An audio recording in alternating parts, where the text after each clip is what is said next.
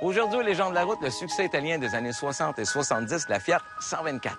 Bienvenue aux Légendes de la route.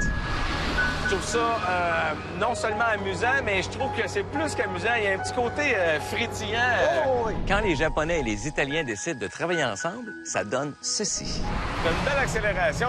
T'es pas foudroyé, t'écrases pas dans le banc, mais ça y va. Ça bouge.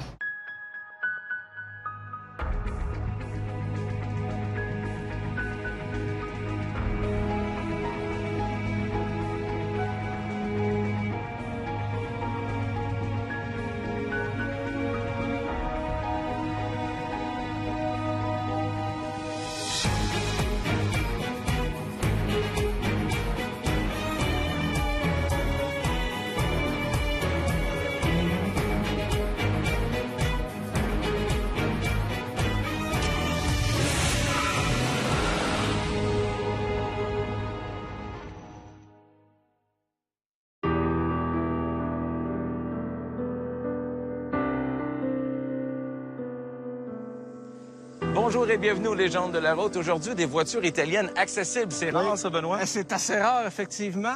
C'est le retour de la Fiat 124, et on célèbre ça dans les Légendes de la route. Exact. Avec un premier modèle, 1981, celle-ci. Exact. Et on a un modèle, si tu remarques, par rapport au 1979, esthétiquement, il y a peu de changements. Tu pourras même reculer dans les années 60, puis il n'y en aurait pas beaucoup aussi.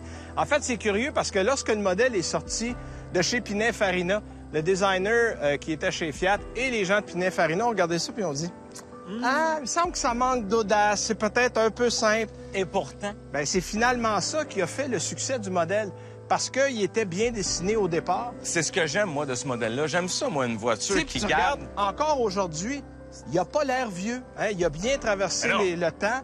Il est encore très joli. C'est encore magnifique. Puis tu vois, si on vient comparer avec notre légende officielle de la journée, 79. Exact. Puis encore là, il y a très peu de nuances entre les deux. Tu vois que c'est la même ligne, la voiture est superbe. Maintenant, la nouvelle 124 Spider.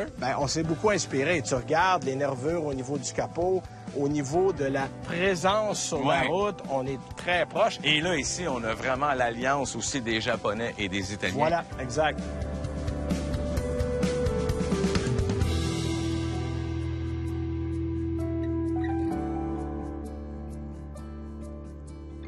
Fiat est l'acronyme de Fabbrica Italiana Automobili de Torino. En fait, la compagnie a été fondée le 11 juillet 1899 et c'est la famille Agnelli qui est à l'origine du succès de la marque. En fait, encore aujourd'hui, c'est l'arrière-petit-fils d'un des fondateurs qui est le président de la marque.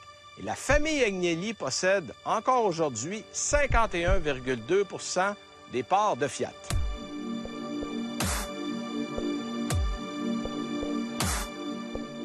Benoît, l'arrivée de la Fiat 124 en Italie dans le milieu des années 60, ça coïncide aussi avec le boom économique. Puis ça apparaît dans l'histoire de la marque, dans l'histoire du modèle. Voilà. Là, la guerre est terminée. On commence à avoir des sous du côté des Italiens et on le voit, écoute, du côté de Fiat, on va ouvrir des usines un peu partout en Italie, pas moins de 5-6 usines. Et oublie pas, la connivence avec Ferrari commence dans ces années-là. C'est là que ça se passe. Parce que, oublie pas qu'Henry Ford a voulu acheter Ferrari. Il s'est rendu en Italie, il y a eu des réunions avec Enzo, on est passé à ça. C'est fou, et ça, c'est fou d'imaginer. Imaginez un Ferrari américain. Enzo a jamais voulu vendre à Ford. Non. Enzo, là, il a envoyé un message, il disait à Fiat, « Hey, je suis à vendre, achetez-moi. » Puis il est passé par Ford pour envoyer le message à Fiat. Mettre de la pression à Fiat. Ça a fonctionné. En 69, c'est ça qui est arrivé. Et ça fonctionne Fiat, encore. Voilà, exactement. Et on partageait déjà ingénieurs, on partageait le style. Oublie pas que ça a été dessiné chez Pininfarina, qui était un des protégés de Ferrari. Donc, on travaillait déjà de près ensemble. Et là, José, c'est le moment. Moi, j'aime beaucoup ces petites Italiennes-là. C'est dur de pas s'amuser dans ce genre de véhicule-là. Et c'est parti, mesdames, messieurs! C'est parti.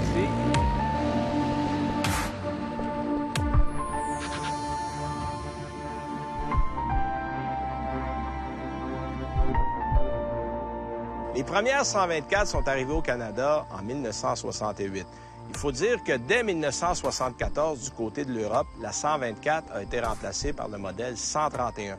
Sauf qu'on a gardé la 124 Spider America pour l'Amérique du Nord jusqu'en 1982. Fait intéressant, on a fabriqué plus de 198 000 modèles 124 Spyder. De ce nombre, 170 000 ont été vendus pour l'Amérique du Nord et 27 000 pour l'Europe. C'est vous dire le succès de la 124 Spyder en Amérique du Nord. Ce qu'il y a de le fun, les amateurs de Fiat 124 le savent, tu as eu plusieurs générations de 124. La première était la AS et évidemment, tu as eu la BS, la CS. Puis ça, c'est une CSO. 1979, c'était le début d'une nouvelle génération. Toujours un moteur 2 litres parce qu'on a commencé avec des plus petits moteurs. Là, on est dans la musclée, là. Bien, 105 chevaux. Il y a eu en 81 ce moteur-là avec un turbo à 136 chevaux. Ça, c'est le mieux qu'ils ont atteint, je pense, Ça, dans c'est le le modèle. mieux qu'ils ont atteint parce que Pininfarina, lui, a repris le concept à son compte parce que Fiat l'a abandonné en 82. 83, 84, 85, c'est Pininfarina qui a repris le modèle. Donc, c'est une 124 Pininfarina. Ouais. Mais ça a vraiment été la toute dernière année. Après ça, c'est that's it, that's all, c'est mort de sa belle mort. Ce qui m'impressionne, c'est que la voiture a connu un plus grand succès ici qu'en Europe. Tu sais, puis pas une fois, 2 fois, c'est presque 5 fois plus. Oui, oui, oui, absolument. Pourquoi? C'est un modèle qui est Ben, intéressant. c'est un modèle qui a plu aux Nord-Américains. C'est un modèle qui a probablement frappé l'imaginaire, qui est arrivé au bon moment. Tu sais, quand on dit que le timing, là, Ouais. c'est pour beaucoup. Est-ce que tu penses que l'effet italien en Amérique a appris plus Je te abordable? dirais l'effet roadster, parce que Ah, ok. rappelle-toi les années 60, Triumph, t'avais les MG, t'avais les Austin Ailey, Ouais. t'avais beaucoup de petits cabriolets anglais. Et là, t'arrives avec un beau modèle italien. Italien, qui est là, ça arrivé sonne. en pleine période où c'était fort, c'était couru et ça a marché. Ce que je remarque, c'est qu'on reconnaît le plaisir de conduire des Italiennes. Même pour l'époque, le moteur est pas gros, mais c'est un moteur joueur. Tu le regardes, la boîte est très facile. C'est absolument intéressant comme modèle. Je veux dire, comme passager, c'est pas désagréable non plus, parce que on est assis, on a de l'espace pour Ouais. les jambes, ça, je trouve ça le fun. En fait, ironiquement, j'ai roulé la nouvelle 124. Il y a moins d'espace que dans ça. Ah ouais? Ah oui, on est plus tassé. Fais ronronner un peu plus pour ton bon plaisir, Benoît. Je sais que t'aimes ça aussi.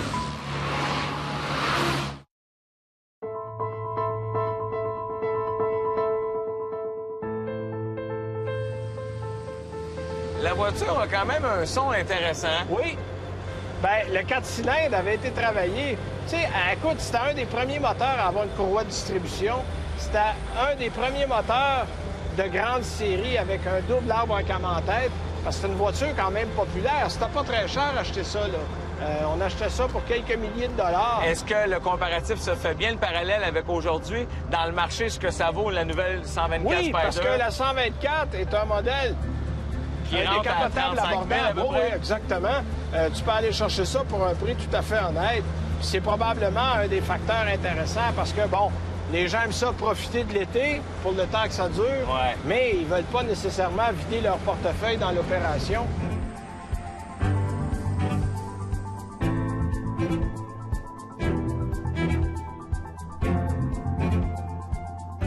C'est mon tour? José, c'est à toi. Fait que je te laisse ça au neutre. Je mets le frein à main ici.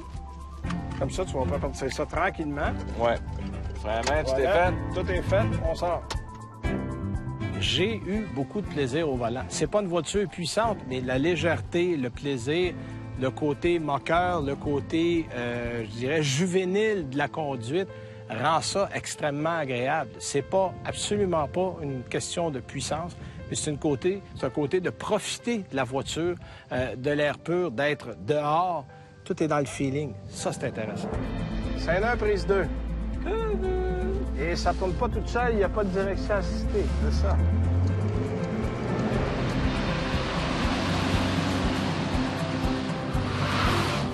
Volant, pas de direction assistée. Quand on est sur un circuit, comme tu dis, on peut vivre avec. En Hein? fait, la beauté de ça, c'est que ça fait, Une belle précision. voilà, des directions non assistées, ça fait toujours des directions. Une fois que tu as pris ton air d'aller, Ouais, quand tu roules. tu t'en aperçois même plus. C'est juste quand tu ralentis que là, tu dis « Oups ». ça non seulement amusant, mais je trouve que c'est plus qu'amusant. Il y a un petit côté frétillant, Oh, oui. un boblé, là, tu sais. C'est une italienne. C'est une italienne, mais c'est une fou italienne. comment, Ben oui. avec des détails qui sont, pour bien des gens, peut-être anodins, ça amène une saveur à l'auto.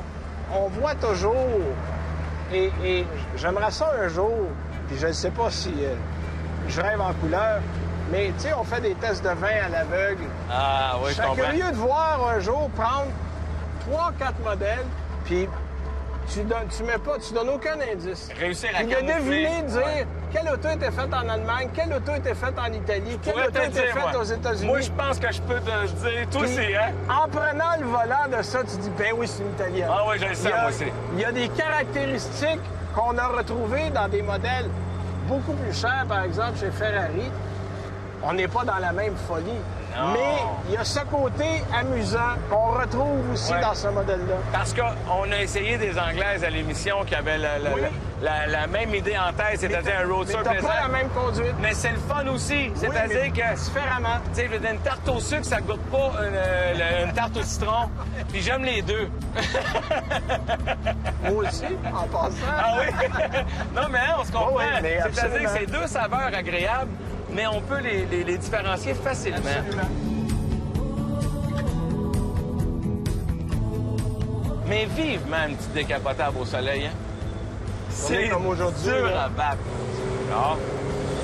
J'ai fait ronronner un peu plus pour ton bon plaisir, Benoît. Je sais que t'aimes ça aussi. Toi, tu détestes pas ça non plus. Je le fais pour la télé. Ah, ben oui. Professionnel. On est au travail. C'est professionnel. Jamais je prends du plaisir personnel. Ce n'est que le travail. Hey, merci, Ben. José! On toujours essaye le l'autre, fun. là. Yes, sir! Là, j'ai hâte.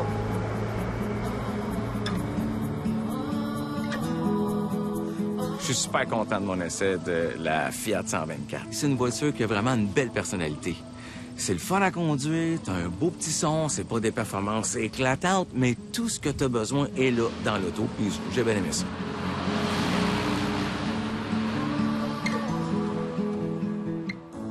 Benoît, l'histoire de Fiat est remplie de beaux succès, mais c'est rempli aussi de grosses difficultés. Ben c'est ça, on parlait de la prospérité des années 60. Les années 80 sont arrivées, rappelle-toi, tu as une récession des années 80. Très difficile. Et il y a eu beaucoup de problèmes avec Fiat sur la qualité du produit. C'est des produits que même les Italiens, à un moment donné, hésitaient à acheter à T'as beau cause être de la chauvin, qualité. à un Ouais. moment donné, tu dis là, ça prend la Exactement. qualité. Puis là, ben, dans les années 2000, on était vraiment en difficulté financière, mais il y a eu un événement qui est la faillite de Chrysler, qui a été littéralement la bouée de sauvetage du côté de chez Fiat. Parce que là, on avait une compagnie qui était pas au bord du gouffre, elle était tombée dedans. Mais là. non, Littéralement, c'était fini, là, c'était on mort. était en faillite et on cherchait un sauveteur. Et Fiat, ironiquement, qui a pas d'argent, là. Fiat, quand on sauve Chrysler, ils n'ont pas plus d'argent que Chrysler, mais Sergio Marchionne, le patron, lui est arrivé avec un plan où il a réussi à négocier, à dire, écoutez, les 20 premiers pourcents d'acquisition se faisaient absolument gratuitement. Puis on a eu un 15 supplémentaire si on arrivait à remettre la compagnie sur pied, à revendre des autos et à retrouver la prospérité. Donc, le 35 premiers pourcents, il a coûté 0 $. Et ça, c'est phénoménal en affaires. C'est phénoménal, sauf que t'as pas plus d'argent quand Non. t'as mis ton affaire sur pied. Puis ça m'amène à notre voiture d'aujourd'hui pour Celle-là, là. expliquer pourquoi on a une Fiat qui est finalement fabriquée au Japon.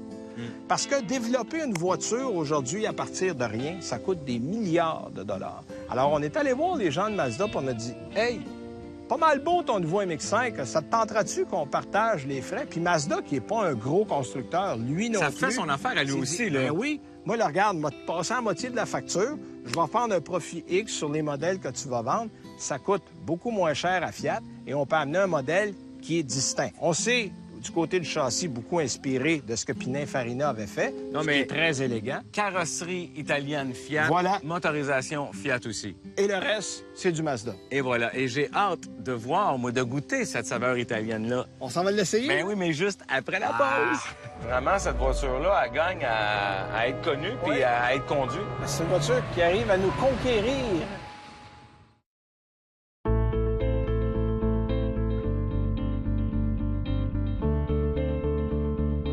C'est le temps de savoir si le côté latin des Italiens se mélange avec le côté rationnel des Japonais. On va voir ça tout de suite, mon José.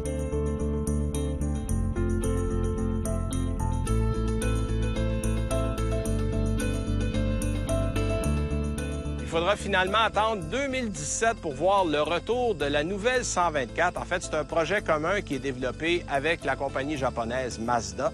La 124 et la MX-5 partagent la majorité des pièces, à l'exception du moteur, qui est un moteur Fiat 1.4 litres turbo multi-air de 160 chevaux, et la carrosserie qui est dessinée spécifiquement pour le modèle 124.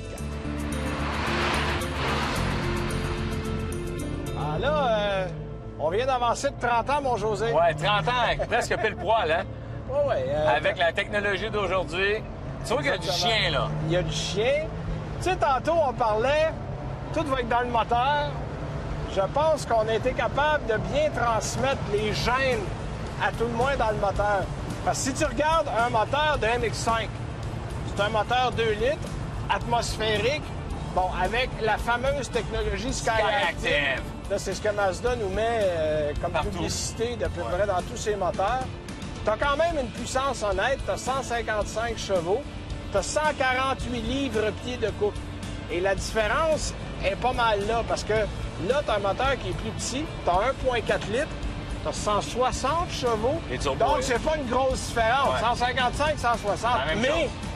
tu as 184 livres-pieds de couple. Et là, c'est là ça, que les c'est une turbos- grosse différence. Ouais, les turbos rentrent en ligne de compte, Ben, donc ça pousse, là. Ça pousse parce que la beauté d'un turbo, c'est que la puissance arrive à bas régime.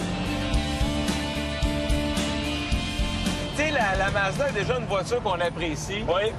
On s'en parle souvent, tu sais, par rapport au prix puis au plaisir que tu peux te procurer avec cette voiture-là. Là, j'essaie de voir ton avis à toi de journaliste, là, par rapport à la Mazda. Et là, on est dans la Fiat qui partage tellement de composantes, mis à part le moteur et la carrosserie. Fait que ton impression, c'est que tu trouves tôt de te le demander? Moi, là, à brûle pour point comme ça, j'aurais tendance à te dire que j'aime mieux ce moteur-là dans ce châssis-là que celui de Mazda. Celui de Mazda est intéressant, mais le turbo amène un petit plus Le petit au niveau côté- de la puissance de la livraison qu'on ne retrouve pas dans la MX-5. Le petit côté joueur? On peut le dire comme ça. Regarde, écoute, la puissance est excellente. Donc, je pense que le mariage pour Fiat est très bon. Regarde la question qui tue. Est-ce que Mazda a bien fait d'aller s'associer à Fiat en considérant le fait que peut-être que cette version-là est un peu plus dynamique, plus amusante? Ça nuira pas aux ventes. Je te dirais qu'à l'échelle mondiale, à cause de la quantité qu'on va vendre du côté de chez Mazda versus Fiat, Les points de vente sont tellement élevés. voilà, et Fiat demeure quand même beaucoup plus discret dans son réseau de concessionnaires, dans le nombre de modèles qui vont être vendus. Je pense pas que ça nuise. Au contraire, moi, je pense que l'opération va être intéressante pour Pour tout les le deux? monde. Ah, OK. J'aime beaucoup la réaction du moteur turbo. Honnêtement, je pensais, à cause du poids, à cause de la petite cylindrée du moteur, que le moteur allait travailler beaucoup plus fort que ça pour amener la voiture à des vitesses intéressantes, mais pas du tout. C'est extrêmement intéressant à conduire. On va passer à toi. Hein? Tiens, regarde, ce monsieur est gentil. Merci beaucoup, On Benoît. met ça au neutre, on met S'il te le plaît. frein à main. En plus de sa version de base, la Fiat 124 sera également offerte en version Abarth, la division sport bien connue des amateurs. En fait, à partir du même moteur, on va produire 10 chevaux de plus. Il va y avoir un différentiel autobloquant, une calandre un peu plus agressive, une sortie à 4 échappements et, évidemment, une conduite un peu plus sportive. OK, Benoît. C'est vrai? Pars-nous ça, mon José. J'aime exactement ce que tu décrivais, c'est-à-dire le côté joueur qui revient, Ouais. qui est une petite coche de plus que dans la Mazda. Puis, vois-tu, c'est ce que le moteur turbo amène. Il amène juste ce qu'il faut de petit surplus à conduite qui t'amène à un autre niveau. T'as une belle accélération. Tu sais, Ouais. t'es pas foudroyé, t'écrases pas dans le banc, mais Non, ça mais y va. ça bouge. Ça bouge. Ça bouge. Ça bouge avec du bonheur. Je prendrais plus de son, mais ça, c'est moi. C'est une voiture qui est très intéressante. Puis, ça y enlève rien à son côté, comme tu disais, que la MX-5 nous offre, c'est-à-dire... Non, parce que voiture comme, de tous les jours, comme on a un confortable. châssis très moderne, très rigide, tu as une structure de base intéressante. Et ça, les Japonais, ils ont une bonne recette pour ça. Ce qui n'est pas le cas des Italiens tout le temps. Les Italiens, il y a un petit côté un peu improvisé, un peu bâclé qu'on retrouve des fois. Mais là, on a bénéficié d'une excellente base. Puis il reste à ajouter les bons ingrédients.